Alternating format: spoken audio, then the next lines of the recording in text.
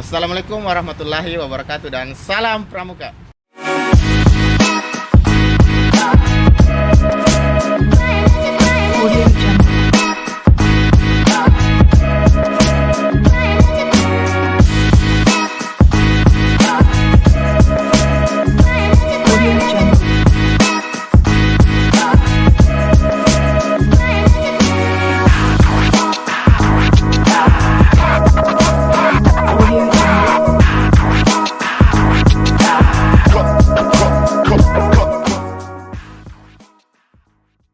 Ya, kembali lagi bersama saya Edwin dalam program Podscout UKM Pramuka Universitas Negeri Makassar. Ya, di sini kita berjumpa lagi dengan narasumber yang tentunya memiliki ilmu yang bisa dibagikan nantinya. Apa sih fokus utama kita untuk Podscout kali ini? Ya, mungkin kakak tahu tentang apa sih Pramuka Garuda itu. Nah, di sini kita akan ulik lebih jauh tentang apa sih Pramuka Garuda itu dan kemana Pramuka Garuda setelahnya. Seperti itu bersama saya dengan Kak Fahri. Selamat pagi Kak Fahri. Ya, selamat pagi Dek. Edwin. Bisa dijelaskan sedikit Kak tentang dirinya Kak Fahri ini? Saya Fahri Makassar ya. Saya sekarang dalam daerah Sulawesi Selatan di Maros, masih menjadi wakil ketua Kuarcap Komisi Bidang Bina Wasa. Saya purna andalan nasional juga, pernah menjabat wakil kepala Pusdiklatnas Gerakan Pramuka.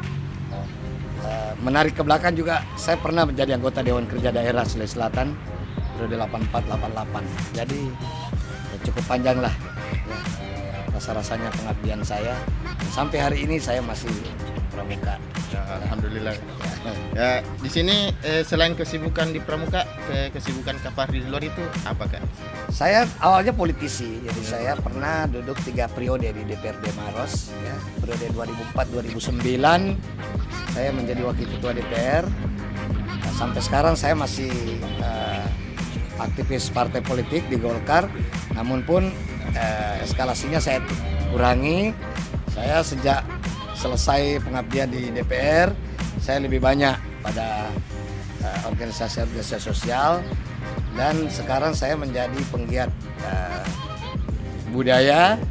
Kemudian saya juga tim ahli cagar budaya Maros ya, di samping membina pramuka ya, hambalan di gugus depan wilayah di kuartir cabang Maros ya. Oke Kak, di sini kan kita fokus tentang kepramukaan, yaitu tentang Pramuka Garuda ya Kak. Bagaimana sih kakak melihat perkembangan Pramuka Garuda terkhusus untuk di wilayah kita Sulawesi Selatan Kak sendiri? Iya, jadi sebelum saya jelaskan itu, kita harus tahu dulu bagaimana sebenarnya awalnya ada namanya Pramuka Garuda ya. Betul Kak. Jadi Pramuka Garuda itu jukran pertamanya itu di tahun 80, kalau nggak salah jukran nomor 45 ya, tahun 80. Itu sudah 4 kali berganti. Jadi setelah itu ada lahir lagi Jukran 101 tahun 84. Kemudian Jukran 180A 2008, kemudian terakhir ini kalau nggak salah Jukran 37 2017. Nah, itu berawal dari kunjungan Kak Masudi waktu itu. Jadi waktu tahun sebelum 80 itu belum ada istilah Pramuka Garuda. Pramuka Garuda level tertinggi di golongannya ya masing-masing. Kalau siaga ya siaga tata, kalau pramuka penggalang ya penggalan terap, kemudian kalau di pramuka penegak ya laksana, kemudian kalau di pandega ya pandega. Tidak ada the highest scout level, jadi tidak ada level tertinggi, dia hanya golongan pencapaian tertinggi ya. Nah, Kak Masudi ke Amerika, jadi dia melihat kok di sini ada selain level first class, sekelas, second class, kemudian first class, ya.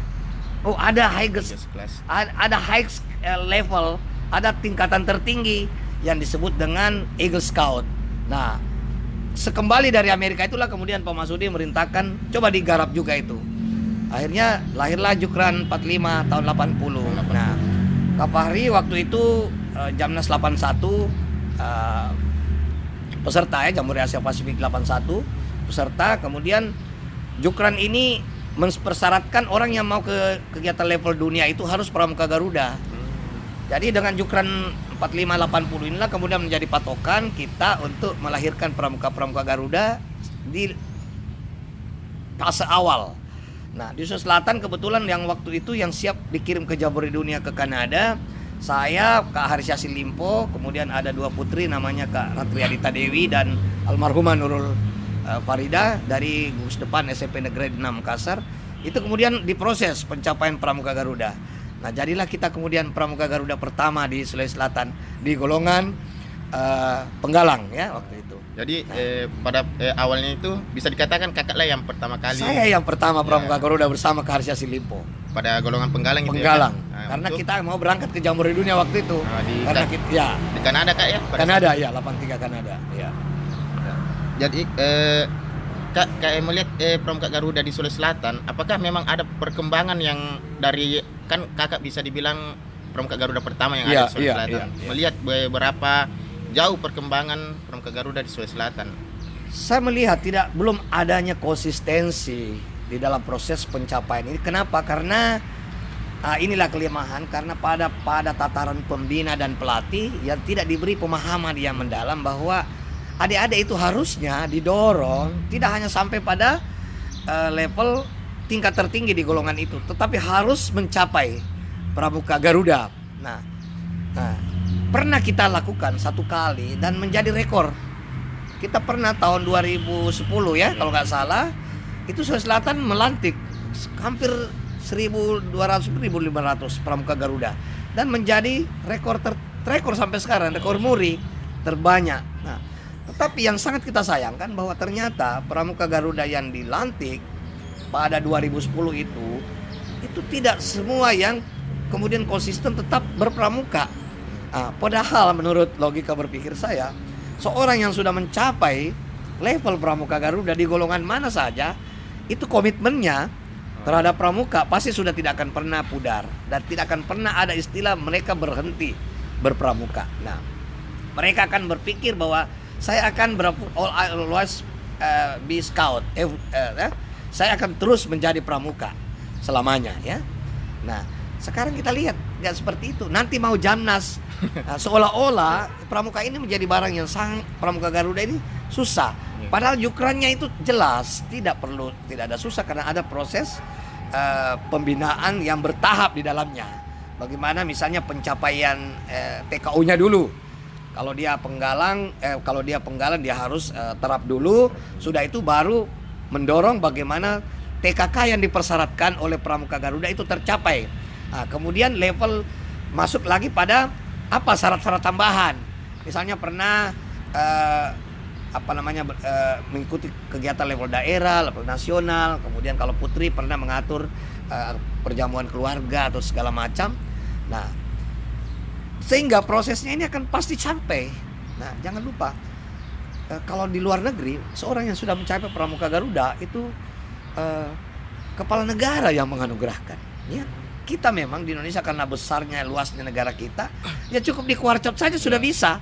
Tapi kalau di Malaysia ya, mereka yang akan mencapai level yang disebut dengan pengakap raja, ya, kalau kita Pramuka Garuda dia pengakap raja, di sijilnya, di ijazahnya, itu yang bertanda tangan adalah 9 sultan negara bagian. Jadi 9 sultan, Sultan Selangor, Sultan Johor, Sultan Kelantan, Sultan ini semua bertanda tangan. Kemudian bertanda tanganlah yang di Pertuan Agung Malaysia dan diserahkan di istana raja. Di negara lain juga begitu. Di Singapura seorang yang mencapai presiden scout itu dianugerahkan oleh presiden.